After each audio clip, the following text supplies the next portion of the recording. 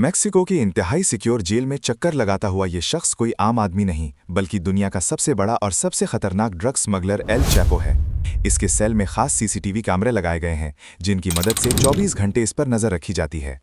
इसके सेल में ना कोई रोशनदान है और ना ही कोई खिड़की, सिर्फ कोने में एक शावर एरिया बना हुआ है। मजे की बात ये कि इतनी सिक्योरिटी और नजर रखने के बावजूद भी एल चैपो चलते चलते शावर एरिया की तरफ जाता है और फिर दोबारा सिक्योरिटी स्टाफ को नजर नहीं आता। आधे घंटे के बाद जब उनको शक हुआ तो वो सेल के अंदर गए, लेकिन दुनिया का सबसे बड़ा ड्रग स्मगलर भाग चुका था। आखिर वो कहां से और कैसे भागा, आइए एल चैपो की जिंदगी और उसकी एस्केप पर नजर डालते हैं। 1957 में मेक्सिको के एक छोटे से टाउन डेराग्वातो में पैदा होने वाले एल चैपो का असल नाम ओखीन गुज़मान है, लेकिन बाद में उसने खुद को एल चैपो का नाम दे दिया। उसकी ड्रग ट्रेडिंग की आदत उसको विरासत में मिली थी। उसका बाप, जो खुद भी एक छोटा मोटा ड्रग डीलर था, उसने छोटी एज में ही एल चैपो को घर से निकाल दिया था।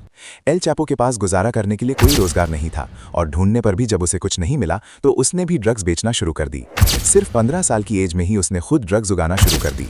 वो अपने लिए कोई सुनसान एरिया चूज करता और वहां पर मैरिवाना उगाने लगता। आहिस्ता आहिस्ता उसकी ड्रग ट्रेडिंग इतनी बढ़ने लगी कि मेक्सिको के बड़े ड्रग डीलर्स उसको अपने गैंग में लेना चाहते थे। 1970s की दहाई में उसने एल गुएपाल्मा नामी एक ड्रग ट्रेडिंग गैंग को ज्वाइन कर लिया।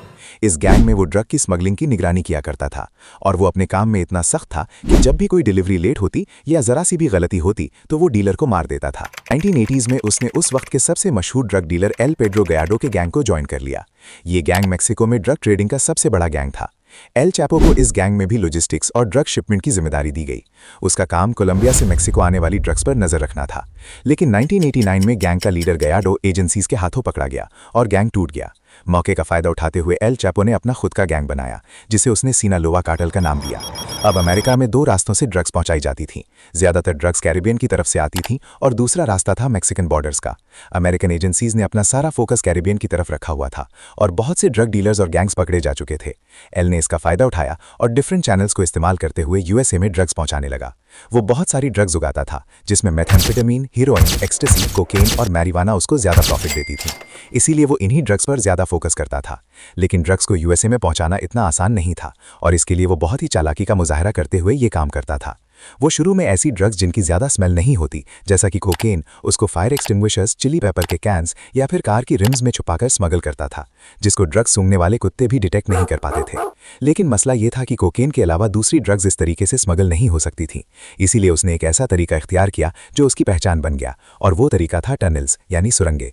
वो लाखों डॉलर्स इन्वेस्ट करके एक्सपर्ट्स हायर करता और जमीन के नीचे ऐसी टनल बनाता जिसमें इलेक्ट्रिसिटी और वेंटिलेशन का पूरा सिस्टम मौजूद था, और उन टनल्स के जरिए वो यूएसए में ड्रग्स स्मगल करने लगा। 1990 में फेडरल ब्यूरो ऑफ इन्वेस्टिगेशन के ऑफिसर्स तब हैरान रह गए जब उनको एल चैपो की पहली टनल मिली। वो टनल 300 फीट लंबी और उसमें बिजली का मुकम्मल बंदोबस्त मौजूद था। टनल एक घर के अंदर निकलती थी जो एल चैपो का सेफ हाउस हुआ करता था, और इमरजेंसी की सूरत में वो इस टनल के जरिए भाग भी सकता था। एल चैपो को इस धंधे के सारे रूल्स मालूम थे, इसीलिए लाख कोशिश करने के बावजूद भी वो पकड़ में नहीं आता था। नवंबर 2010 में ओटे मेसा में एक और टनल मिली जिसमें ऐसी ही फैसिलिटी मौजूद थी, लेकिन इसके अलावा जमीन पर रेल सिस्टम भी नस्ब था, जिससे कंस्ट्रक्शन के दौरान मलबा और बाद में ड्रग्स ट्रांसपोर्ट की जाती थी। 2012 में टिजुआना, 2013 में फिर से ओटे मेसा में और भी टनल्स मिली। उसकी कमाल महारत को देखते हुए एल चैपो और उसके गैंग को किंग ऑफ टनल्स कहा जाने लगा। वो अपनी टनल्स इस कदर गहरी बनाता था कि ग्राउंड पेनिट्रेटिंग रडार मशीन भी इसको डिटेक्ट नहीं कर पाती थी, और टनल्स की एंट्रेंस को वो चालाकी से छुपाया करता था, जैसा कि बाथरूम टब या फिर टॉयलेट के नीचे। टनल्स बनाने से पहले वो जगह को बहुत ध्यान से चूज करता था। उसने ज्यादातर स्मगलिंग यूएस मेक्सिको बॉर्डर पर मौजूद कैलिफोर्निया के शहर ओटे मेसा से करने का इरादा बनाया। उसने ओटे मेसा को 3 वजूहात की बिना पर चूज किया था। पहला ये कि ओटे मेसा 2 मेजर ट्रांसपोर्ट हब्स टिजुआना और सैन डिएगो के नजदीक था, और ड्रग्स मेन हब्स की वजह से एजेंट्स तक ट्रांसपोर्ट करना बहुत आसान था। दूसरा ये एक इंडस्ट्रियल एरिया था जहां पर बहुत सी फैक्ट्रीज थीं, और फैक्ट्रीज की भारी मशीन्स और ट्रैफिक का शोर ज्यादा था, इसीलिए यहाँ टनल्स खोदना आसान था क्योंकि खुदाई का शोर फैक्ट्रीज के शोर में छुप जाता था। और तीसरा रीजन है यहाँ की मिट्टी, क्योंकि इस शहर के एक तरफ समंदर है जो यहाँ की मिट्टी को बहुत नरम रखता है, इसीलिए यहाँ पर खुदाई करना बहुत आसान था, जबकि दूसरी तरफ पहाड़ है जो नरम जमीन को भी मजबूती देते हैं, और इसकी वजह से टनल्स कोलैप्स नहीं हो सकती थी, और इस तरह से यूएसए के लिए टनल्स बहुत आइडियल था। 9 जून 1993 को मैक्सिकन अथॉरिटीज ने फाइनली एल चैपो को पकड़ लिया और उसे 20 साल कैद की सजा सुनाकर जेल में डाल दिया गया। लेकिन ये जेल भी उसके लिए उसका ऑफिस बना रहा। वो जेल स्टाफ को रिश्वत देकर अपने लिए हर एक सहूलत हासिल कर लेता था और अपनी बिजनेस मीटिंग्स भी अरेंज करवा लेता था ताकि उसका काम चलता रहे। 2001 में सुप्रीम कोर्ट ऑफ मेक्सिको ने एक फैसला किया, जिसके बाद यूनाइटेड स्टेट्स और मेक्सिको के दरमियान कैदियों के तबादले का प्रोसेस इजी हो गया। एल चैपो जानता था कि यूएसए में ड्रग स्मगलिंग की वजह से यूएसए की हुकूमत हर सूरत उसको अपने पास मंगवाकर कैद करेगी और फिर वहां से निकलना आसान नहीं होगा। इसीलिए एल चैपो ने पहली बार मेक्सिको की जेल से भागने का मंसूबा बनाया। उसने जेल गार्ड्स को $2 लाख की रिश्वत दी और लॉन्ड्री बास्केट में बैठकर जेल से भाग निकला। अगले 13 सालों तक उसने फिर से अपनी टनल्स, ड्रग ट्रेड और दूसरे क्राइम्स की वजह से बगैर पकड़े यूएसए और मेक्सिको की सरकार की नाक में दम किए रखा। लेकिन 13 साल की मेहनत के बाद मेक्सिकन एजेंसीज को उसकी एग्जैक्ट लोकेशन पता चल गई और उसके घर पर रेड कर दी गई। अब की बार भी उसने अपने भागने का बंदोबस्त कर रखा था। वो बाथरूम में बाथटब के नीचे एक सीक्रेट टनल में घुस गया, लेकिन अथॉरिटीज ने उसको ज्यादा दूर नहीं जाने दिया और फाइनली वो एक बार फिर से पकड़ा। अब उसे मेक्सिको की सबसे महफूज jail Altiplano maximum security prison में भेज दिया गया और उस पर खुसूसी नजर रखी जाने लगी। लेकिन सिर्फ एक साल के बाद 11 जुलाई 2015 को जब वो अपने सेल में टहल रहा था तो रात को 8:50 पे उसको आखिरी बार शावर एरिया के पास देखा गया। उसके सेल में सिर्फ शावर एरिया ही था जो कैमरा की आंख से छुपा हुआ था। करीब आधे घंटे के बाद जब वो कैमरा पर नहीं देखा गया तो सेल का मुआयना करने के लिए लॉकअप खोला गया। जब तक गार्ड्स अंदर गए तब तक एल चैपो जा चुका था।